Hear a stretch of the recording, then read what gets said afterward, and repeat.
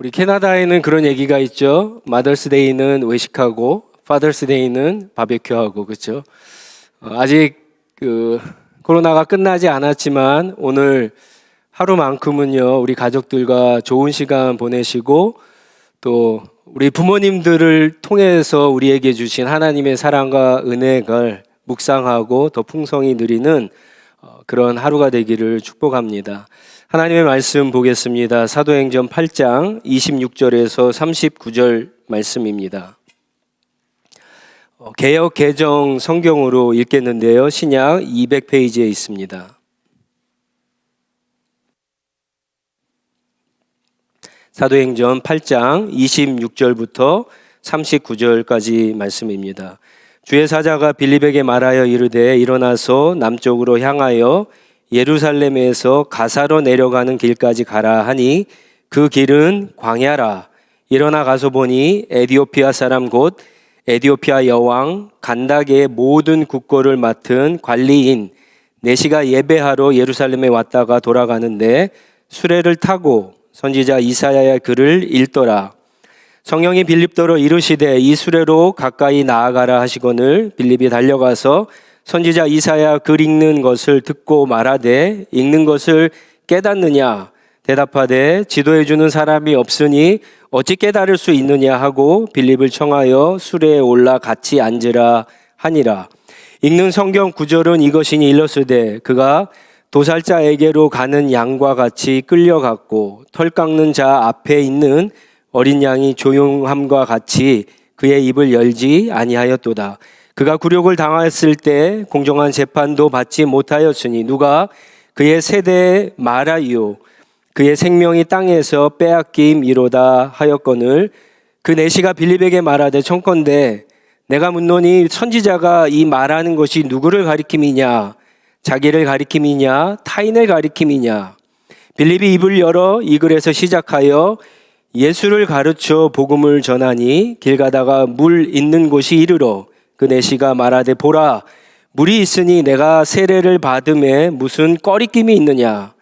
이에 명하여 수레를 멈추고 빌립과 내시가 둘 다 물에 내려가 빌립이 세례를 베풀고 둘이 물에서 올라올새 주의 영이 빌립을 이끌어 간지라.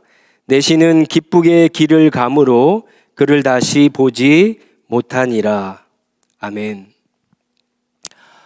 신앙생활을 하면서 목회를 하면서 가장 기쁘고 보람될 때는요, 믿지 않는 사람이 복음을 듣고 예수를 믿고 세례를 받을 때입니다. 간절히 바라기는 우리 교회 1년 내내 정말 수시로 하나님께 그렇게 고백하고 세례를 받는 복된 일들이 많이 일어나기를 축원합니다. 반대로 목회를 하면서 좀 당황스럽다고 할까요? 당황스럽기도 하고 안타까울 때가 있습니다. 그때가 언제냐면은요, 부흥의 나 이렇게 이번에도 청년들이 수련회를 갔는데 수련회 때 눈물 콧물 다 흘리면서 큰 은혜 받고 심지어 영적 고백까지 했는데 몇 달 못 가서 신앙을 포기하고 교회를 떠나는 사람을 볼 때입니다. 혹은 오랫동안 신앙생활을 하면서 교회 안에서 직분도 받고 열심히 일했는데 그렇게 봉사하던 분이 어떤 큰 병에 걸리거나 임종이 가까워서 구원의 확신이 없어서 지옥에 갈까봐 무섭다고 그렇게 두려워하는 모습을 볼 때 당황스럽기도 하고 안타깝기도 합니다. 이런 분들을 만나면서 도대체 어떤 사람이 정말 구원받은 사람일까? 정말 어떤 사람이 회심한 사람일까? 저는 목회자로서 굉장히 궁금했습니다. 그러다가 성경을 읽는데 이 성경에는 수많은 다양한 사람들이 예수님을 만나고 또 회심을 하게 되는데 놀라운 것은 이들이 다 똑같은 패턴으로 회심하지 않는다는 것을 알았습니다. 마치 공장에서 빵을 찍어내듯이 과자를 찍어내듯이, 물건을 찍어내듯이 인간이 회심하는 것은 그렇게 다 똑같지 않다라고 하는 거예요. 왜냐하면 회심이 뭡니까? 회심은 하나님과 우리와의 만남이잖아요. 그래서 인격적인 우리가 변하는 사건이 회심이에요. 우리의 신분이 변하고 우리의 수준이 변하는 것이 회심이기 때문에, 인격적인 사건이기 때문에 우리 모두가 다 똑같은 패턴으로 회심하지 않는다라고 하는 거예요.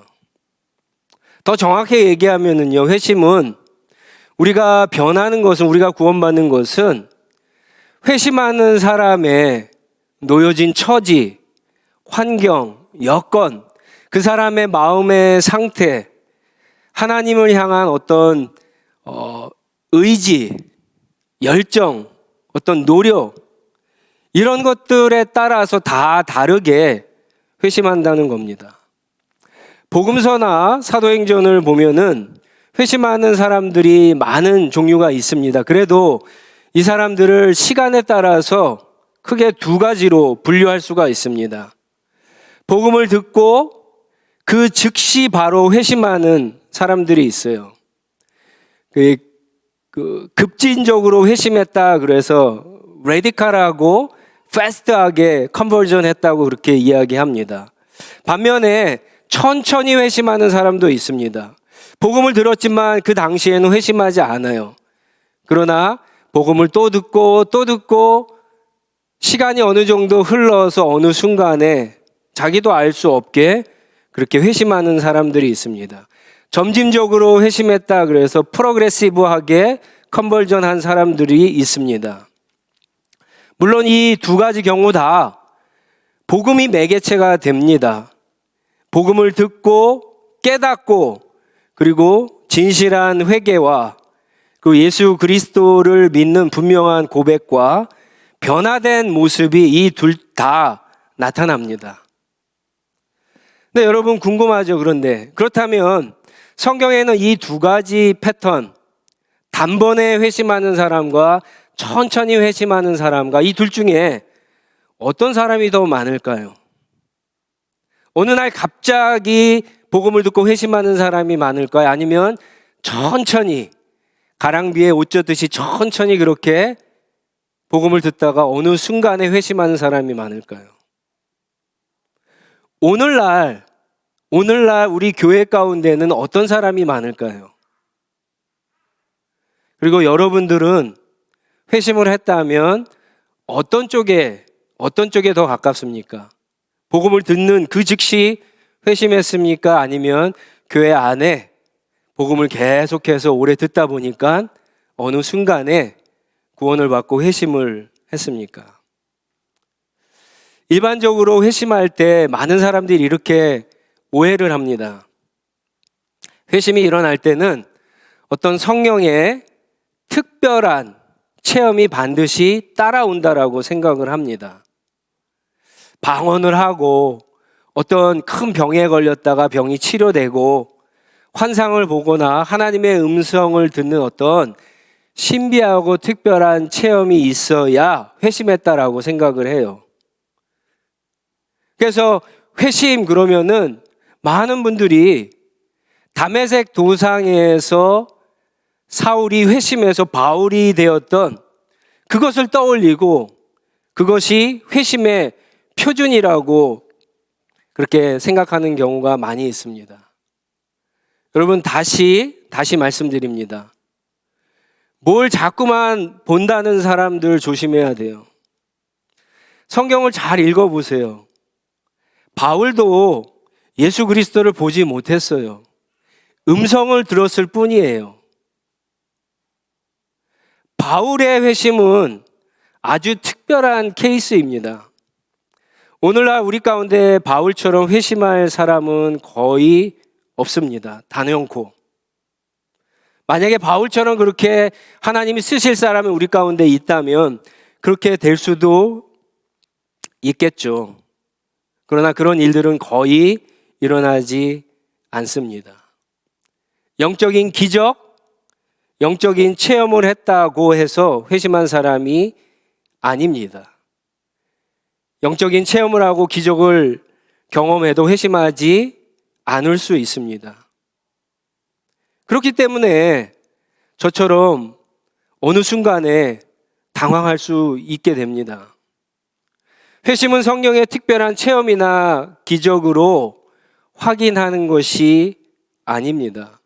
물론 회심할 때 어떤 성령의 역사, 특별한 체험이 함께 오는 경우도 있습니다.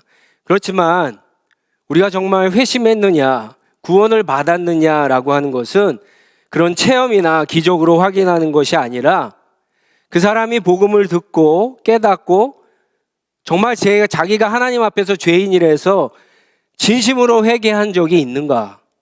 정말 예수 그리스도를 그리스도로 나의 주님으로 고백하고 그분을 따라가는 변화된 모습이 있는가?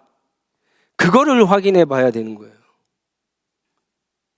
그런 면에서 바울의 회심보다 먼저 일어났던 오늘 본문에 나오는 에디오피아 내시의 회심은 아주 중요한 회심입니다. 사실 바울의 다메섹 회심은 기독교 역사 전체의 가장 중요한 회심이에요.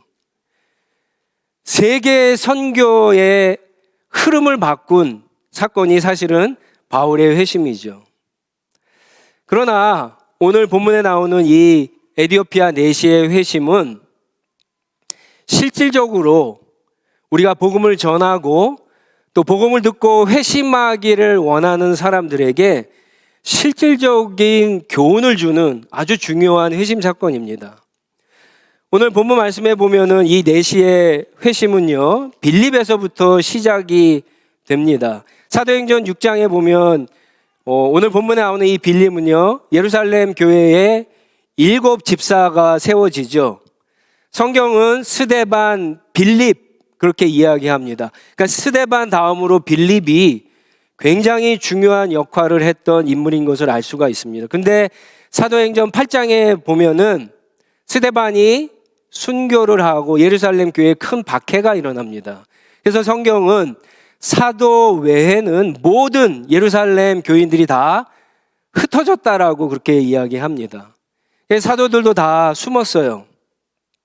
그런데 빌립이 도망가는 가운데, 예루살렘을 떠나 도망가는 가운데 사마리아에 이르러 복음을 전하게 되는데 수많은 사람들이 복음을 듣고 회심하는 놀라운 역사가 일어납니다. 그래서 사실은 요한복음 4장에 보면은 예수 그리스도께서 이미 씨앗을 뿌린 거예요. 그 많은 사람들이 빌립을 통해서 이제 회심하게 되는 겁니다. 어쨌든 빌립은 복음을 전해서 놀라운 성공을 하게 됩니다. 근데 어느 날 성령께서 빌립에게 말씀을 하십니다. 빌립이 성령의 음성을 듣게 됩니다. 예루살렘에서 가사로 내려가는 광야길로 가라고 그렇게 이야기합니다. 시간도 말씀하지 않으셨어요. 어느 지점도 얘기하지 않으셨어요. 다 불분명합니다.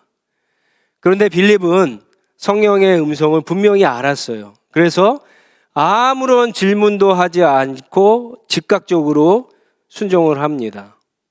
근데 정말 예루살렘에서 가사로 내려가는 그 길에 갔더니 에디오피아의 여왕의 그 재정을 담당하는, 오늘로 얘기하면 재정 장관이겠죠, 한 내시를 보게 됩니다. 그때 그 내시가 수레를 타고 가면서 이사야서에 있는 말씀을 읽고 있었는데 성령께서 빌립에게 수레로 가까이 가라고 이야기하죠. 빌립이 가서 그 읽는 소리를 들으면서 너 지금 읽고 있는 거 그거 이해하냐 그렇게 묻습니다. 그랬더니 내시가 잘 모르겠다. 누가 가르쳐주는 사람이 없어서 깨달을 수가 없는데 혹시 나와 같이 수레를 타고 가면서 가르쳐 줄 수 있느냐? 그렇게 권하면서 청하죠. 그래서 빌립이 수레에 타서 이제 내시가 읽고 있는 성경을 보게 됩니다. 그 성경이 오늘 우리가 읽었던 본문 말씀 32절과 33절에 나오죠. 이사야서 53장 7절과 8절에 있는 말씀입니다. 그래서 빌립이 그 말씀부터 시작해서 예수 그리스도에 대한 복음을 설명해 주게 됩니다. 얼마의 시간이 흘렀을 때 성경은 그들이 광야길을 가다가 물이 있는 곳에 도착했고 내시가 나에게 세례를 줄 수 있느냐 그렇게 물어보고 빌립이 같이 수레를 멈추고 내려가서 세례를 주고 물에서 나올 때 다시 성령의 인도하심을 받아 빌립은 사라지고 내시는 기쁘게 길을 갔다라고 그렇게 이야기합니다. 여러분, 이 이야기에서 우리는 이 내시가 정말 회심했을까 궁금하죠. 무엇으로 회심했는지 알 수 있을까 궁금할 겁니다. 오늘 본문 말씀에는 최소한 두 가지, 세 가지를 통해서 알 수가 있어요. 첫 번째는 세례입니다. 그리고 두 번째는 이 내시가 37절에 보니까 39절에 보니까 기쁘게 길을 갔다라고 하는 사실로 우리가 알 수가 있습니다.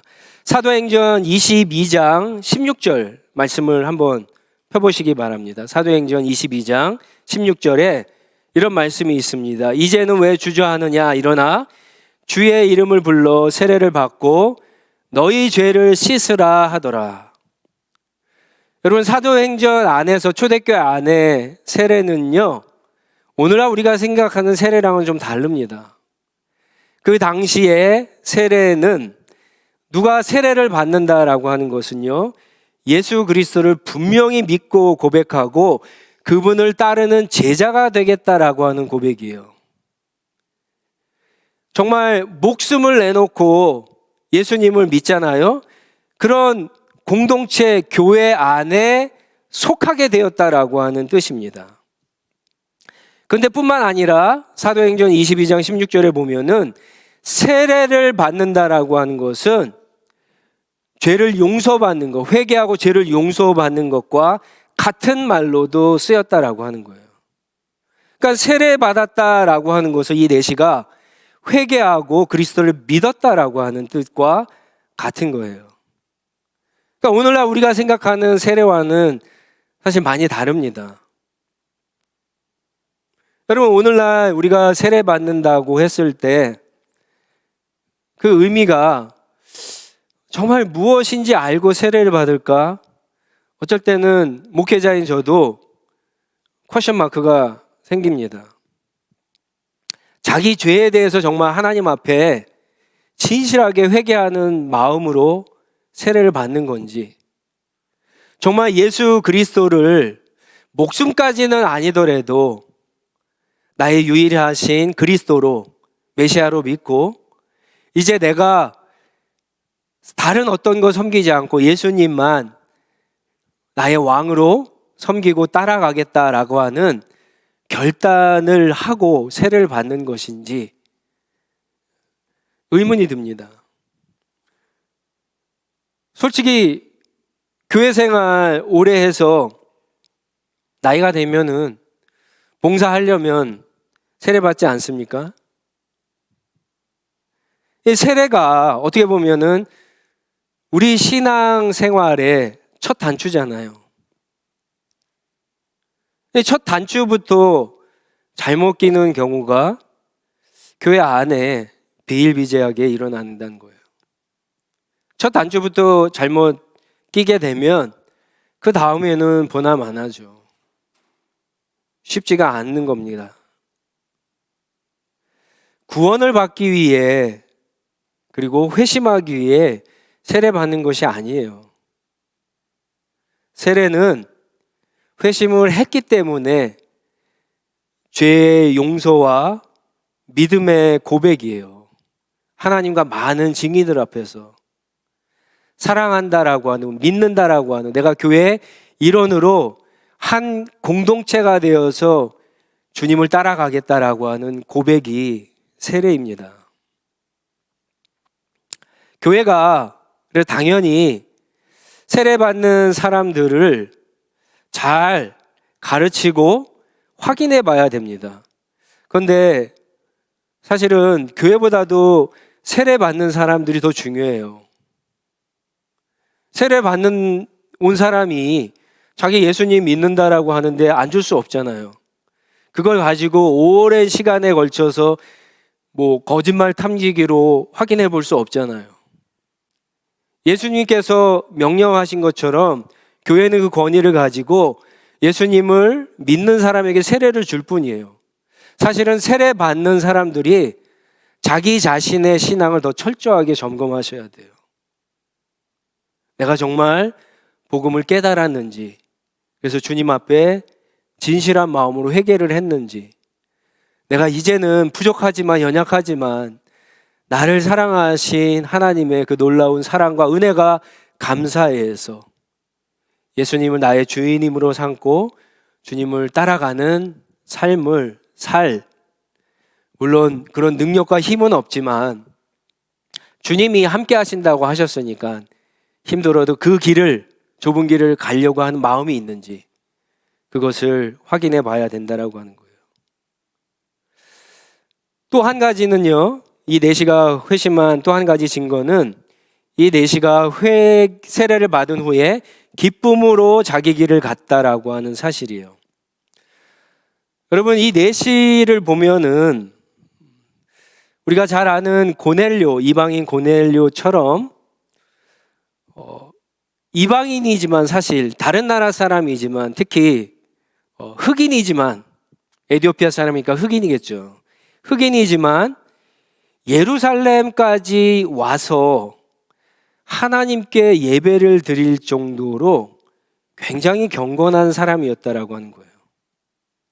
그리고 아마 이번이 처음은 아니었을 거예요. 여러분, 얼마나 많은 시간, 자기 휴가를 다 썼겠죠. 얼마나 바쁜 사람이에요. 근데 자기 휴가를 다 쓰고 돈도 엄청 많이 썼겠죠. 그런데 이 내시의 상태를 한번 보세요. 별 소득 없이 답답한 마음으로 광야길을 가고 있어요.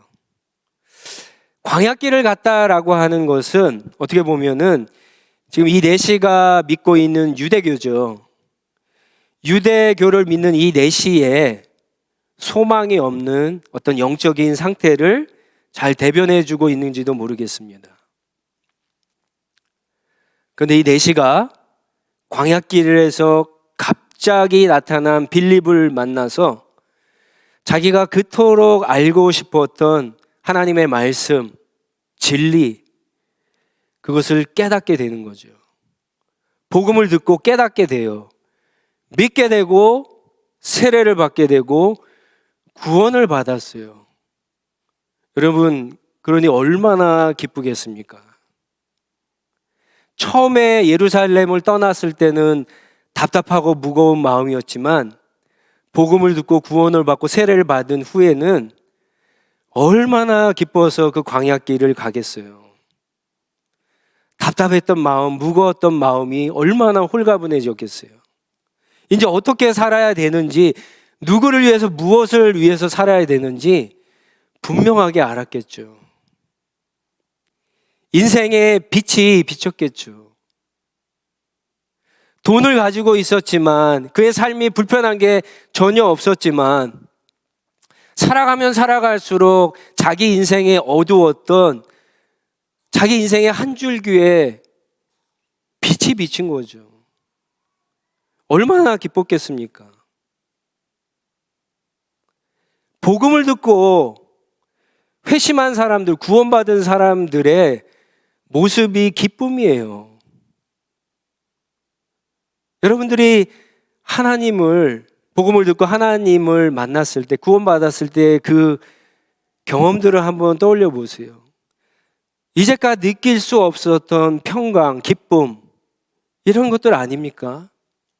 이 내시가 그 기쁨으로 길을 갔다라고 하는 거예요. 한 가지만 더 뽑으면요, 저는 39절에 그를 다시 보지 못하니라 라고 하는 이 대목이 내시가 분명히 회심했다라고 하는 증거라고 저는 생각을 합니다. 이 사도행전은 누가가 썼잖아요. 누가가 굳이 왜 이 말을 썼을까? 여러분 한번 묵상해 보세요. 왜 썼을까? 제 생각에는요, 다시 만날 수 없다라고 하는 것은 내시가 다시 복음을 들을 기회가 없다라고 하는 거예요. 근데 반대로 얘기하면은 다시 복음을 듣지 않아도 이 내시는 회심했다라고 하는 그런 누가의 코멘트이기도 한 겁니다. 분명히 회심한 거예요. 이렇게 내시의 회심 사건에는요, 복음을 전해주는 빌립 같은 사람이 반드시 있어야 되고요. 전해주는 자가 없이 어떻게 복음을 들을 수 있겠어요? 그리고 또 회심하는 내시 같은 사람이 또 있습니다. 그러나 더 중요한 것은 우리가 이 내용에서 보고 싶듯이 빌립과 내시 가운데 그 회심을 주관하시는 주도적인 역할을 하시는 성령의 역사하심이 굉장히 중요하다는 것을 알 수가 있습니다. 각각에는 하나님이 주시는 교훈들이 있어요. 먼저 복음을 전하는 사람, 이 빌립을 생각해 보면은요, 복음을 전하는 사람은 성령에 굉장히 민감해야 됩니다. 여러분, 교회가 복음 전도의 계획을 당연히 세워야 됩니다. 이것이 없이 교회의 어떤 사역들은 이루어질 수 없는 거죠. 이걸 빼놓고 다른 어떤 것들을 잘해도 교회는 가장 중요한 것을 하지 못하는 거예요. 그래서 교회가 복음을 배우고 복음을 전수하고 복음을 전하는 계획을 세워야 됩니다. 그리고 그것을 할 때 회심의 역사가 나타나요. 빌립이 사마리아에 복음을 전했을 때 부흥이 일어났던 것처럼 그런 부흥이 일어날 수가 있어요. 그러나 성령이 만약에 그것을 멈추고 다른 데 가서 복음을 전하라 라고 우리가 성령의 인도하심을 받을 때에는 즉각적으로 순종하는 게 중요합니다. 왜냐하면 회심은 누가 주도적인 역할을 하세요? 성령이 하시는 거예요. 거기에서 지금 복음이 잘 전해진다고, 많은 사람들이 변화된다고 성령은 이제 이쪽에 가서 복음을 전하라고 하는데, 이쪽에 다른 사람에게 가서 복음을 전하는데, 다른 사역을 하라고 하는데 계속해서 이것만 하다가는 성령의 인도하심을 받지 못하고 회심의 놀라운 역사, 부흥의 역사도 경험하지 못하게 되는 거예요. 교회가 때를 얻든지 못 얻든지 계획을 가지고 복음을 전해야 되죠. 그러면서도 무엇보다도 성령의 인도하심을 따라 움직이는 것이 가장 중요합니다. 복음을 전하는 사람은 그래서 복음도 잘 알아야 되지만 어떠한 사람이어야 돼요? 기도하는 사람이어야 돼요. 기도하는 사람. 복음을 전하는 사람이 기도하지 않고 성령의 인도하심도 받지 않으면서 어떻게 복음을 전할 수 있겠어요? 여러분, 내가 정말 누군가에게 복음을 정말 전해서 한 명이라도 정말 누가 회심하는데 내가 쓰임받고 싶다, 여러분 마음 가운데 그런 분이 있으면 복음을 잘 공부하셔야 돼요. 그리고 기도하셔야 돼요. 그러면 성령님께서 그런 사람들을 통해서 하나님의 놀라운 역사를 이루어 가시는 겁니다. 여러분, 우리는 사실 어디에 가서 복음을 전해야 될지, 이 빌립처럼 어떤 시간에 전해야 될지, 누구에게 전해야 될지, 어떤 말씀을 가지고 전해야 될지 사실은 잘 모릅니다. 그런데 여러분, 성령께서 우리 입술에 할 말을 주신다고 하셨잖아요. 빌립에게 지금 함께 하셔서 그런 회심의 놀라운 역사를 이루어 가시잖아요. 그러니까 복음을 전하는 사람은 성령님께 전적으로 의지하는 것이 가장 중요합니다. 두 번째로, 회심하고 싶은 사람이 기억해야 될 교훈이 있어요. 회심하고 싶은 사람들은 그러면 아무것도 하지 않아도 되느냐? 가만히 있으면 성령께서 어느 날 나타나셔갖고 역사하셔갖고 복음을 듣고 믿게 되느냐? 그렇지 않습니다. 그럼 복음을 듣기 전에 복음을 들을 때에 분명히 회심하고 싶은 사람이 해야 될 사항들이 있습니다. 이 내시가 그것을 우리에게 중요하게 가르쳐주고 있습니다. 한마디로 얘기하면은요, 정말 내가 회심하고 싶다 그런 분들은 복음에 대한 갈망이 있어야 돼요. 복음에 대한 열심이 있어야 돼요. 복음을 들어도 그만, 복음을 듣지 않아도 그만, 성경을 공부해도 공부하지 않아도 별 상관이 없다라고 하는 심령으로 그런 마음가짐, 그런 태도로는 여러분 회심하기가 어렵습니다. 내시를 한번 보세요. 한 나라의 재정을 담당하는 장관이잖아요. 얼마나 바쁩니까? 빡빡한 일정 가운데 휴가도 가고 싶죠. 그런데 예루살렘에 왔어요. 하나님을 만나고 싶어, 하나님을 예배하고 싶어서. 얼마나 먼 거리요? 몇천 킬로를 온 거예요. 몇천 킬로는 그냥 옵니까? 숙식해야 되죠. 음식 먹어야 되죠. 예루살렘 와서 또 하나님 앞에 헌금해야 되죠. 엄청난 돈을 투자합니다. 근데 여러분, 특히 이 내시가 정말 대단했던 것은요, 이 내시가 지금 성경을 읽고 있어요. 2000년 전에는 인쇄술이 발달한 시대가 아니에요. 개인이 성경을 가지고 있다라고 하는 것은 엄청난 돈을 썼다라고 하는 거예요. 성경 한 조각도 가지기가 어려운 시대입니다. 근데 이사야의 말씀을 지금 가지고 있어요. 엄청난 돈을 투자했다는 거예요. 이 내시에게 이런 열정이 있습니다. 그런데 내시가 실패하죠. 다른 해와 똑같이 그런 기대하는 마음으로 왔는데 하나님 앞에 예배를 드리고 제사를 드렸는데 아무 느낌이 없어요. 아무 기쁨이 없어요. 소득이 없어요. 허탕을 칩니다. 무거운 마음으로, 근심된 마음으로 집으로 돌아가고 있어요. 광야길이에요.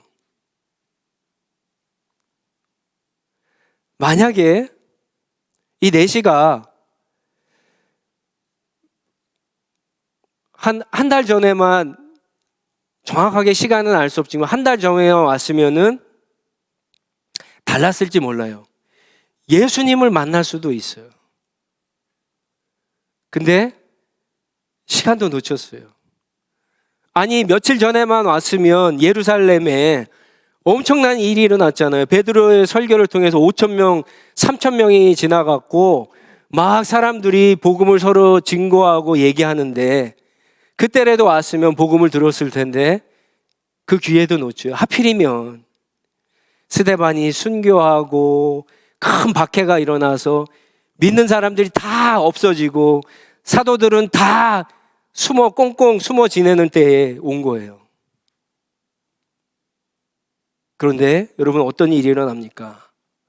이 내시가 아무런 소득이 없이 투벅투벅 광야길을 가는데, 큰 길도 아니에요. 메인 도로도 아니에요. 그 광야길에 그 당시에 누구를 만나겠어요? 그런데요, 빌립이 나타납니다. 그리고는 자기가 읽고 있었던 그 말씀, 하필이면 왜 그 말씀을 읽었을까? 여러분, 구약 성경에서 메시아 예수 그리스도를 예언하는 성경 가운데 가장 중요한 성경이 뭡니까? 이사야 53장이에요. 하필이면 이사야 53장을 읽고 있었어요. 이게 정말 우연일까요? 아니에요. 성령께서 이번에는 내시를 그냥 돌려보내지 않으시는 거예요. 빌립을 보내시고 그 성경을 읽게 하시고 그 성경부터 시작해서 예수 그리스도의 복음을 전해서 깨닫게 하시잖아요. 믿게 하시잖아요. 세례를 받고 싶다는 마음을 들게 하시고 세례를 받게 하시고 구원을 받고 기쁘게 하시잖아요.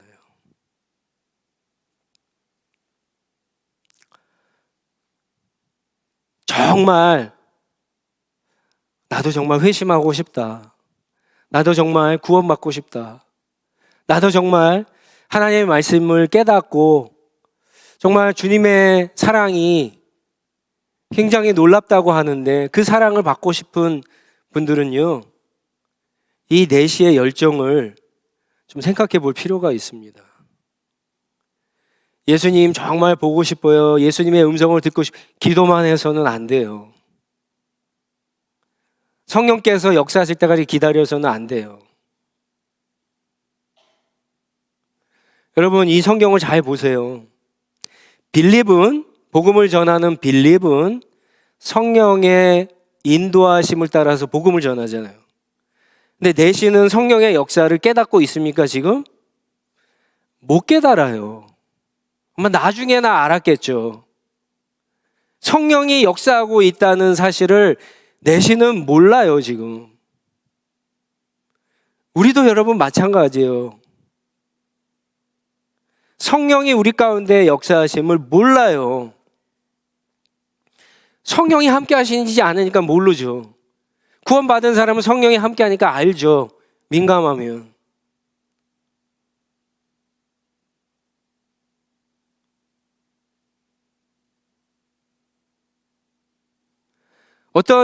다시 말씀드리면 어떤 회심할 때 신비한 경험이나 기적이 없을 수도 있다는 거예요.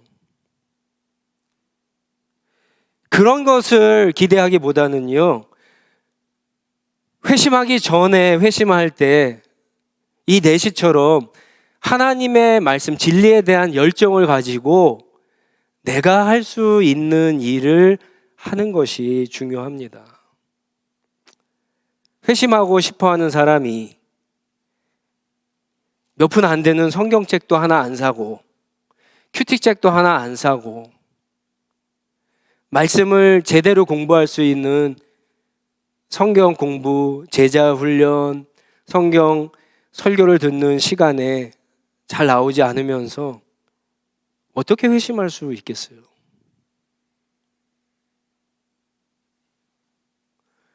여러분 잘 기억하세요. 성령은 똑같이 우리를 회심시키지 않으세요. 회심하는 사람의 마음의 상태, 그 사람의 열정, 그 사람의 노력, 태도, 의지, 성향, 성품 이런 것들을 다 고려하셔서 우리에게 딱 맞게 성령께서 우리를 회심시키는 겁니다. 이런 것이 없이 일어난 사람은요, 사실은 그런 사람이 바울이에요. 그런 사람이. 어떻게 보면. 그러니까 아주 특이한 케이스예요, 바울이. 그러니까 바울이 회심의 표준이 될 수가 없는 거예요. 오히려 내시도 단번에 변했거든요. 내시가 오히려 오늘날 우리에게 아주 좋은 회심의 모델이 될 수 있는 겁니다.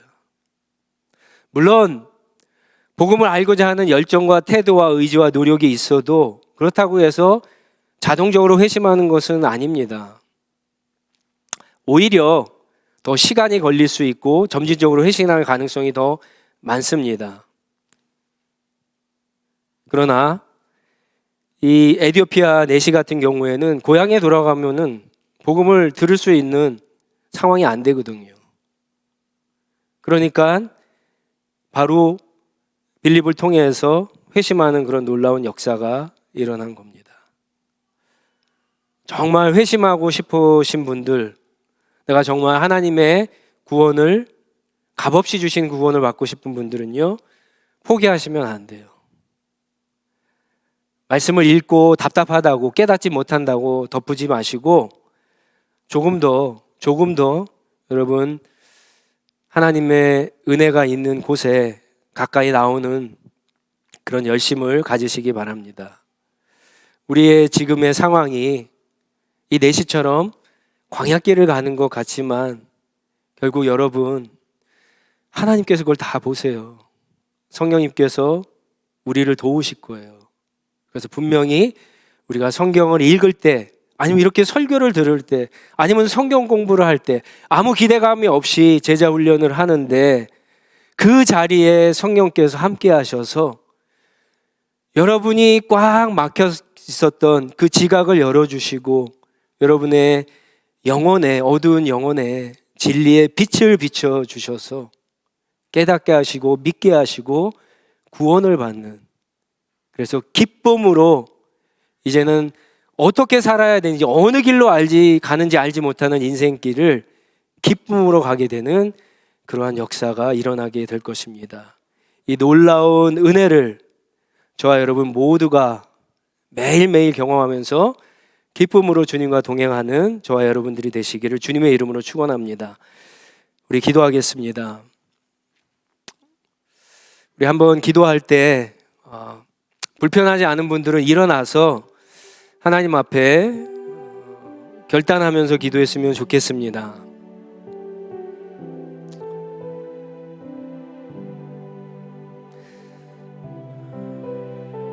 우리가 하나님의 말씀을 듣고 기도하면서 일어난다라고 하는 것은 하나님 앞에 주님, 제가 여기 있습니다. 제가 주님 앞에 나아가기 원합니다. 이런 마음이 일어섬에 있습니다. 오늘 말씀을 들으면서 주님의 음성이 깨달아지고 들려지고 복음을 이해하셨다면 한번 이렇게 질문하고 기도했으면 좋겠습니다. 하나님이 우리를 창조하셨잖아요. 그래서 하나님은 모든 사람의 창조주이시고 우리 아버지가 되시는데, 하나님이 우리 한 사람 한 사람 볼 때 어떨 때 가장 기뻐하실까 한번 생각해 보세요. 어떨 때 가장 기뻐하실까?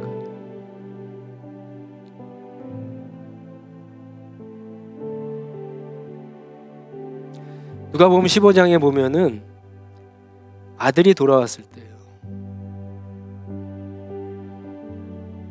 오늘 우리가 복음을 듣고 회심하고 하나님께 돌아가 하나님의 자녀가 될 때 하나님이 가장 기뻐하십니다. 우리가 회심할 수 있도록 한번 간절하게 기도했으면 좋겠고요. 두 번째 기도 제목은 오늘 어버이날인데 여러분들은 자녀로서, 어버이로서 여러분의 자녀에게 가장 큰 효도가 뭐라고 생각하세요? 자녀들은 부모님에게 가장 큰 효도가 뭐라고 생각하세요? 용돈 많이 주는 거? 내가 좋은 직장에 들어가는 거? 내가 행복하게 사는 거? 물론 그런 것도 기쁘죠. 감사하죠. 근데 여러분이 정말 회심한 사람이라고 한다면, 여러분들이 정말 예수 그리스도의 복음을 깨달은 사람이라고 한다면 가장 여러분들이 자녀에게 기대하고 부모에게 기대해야 되는 그 효도는요, 회심하는 겁니다.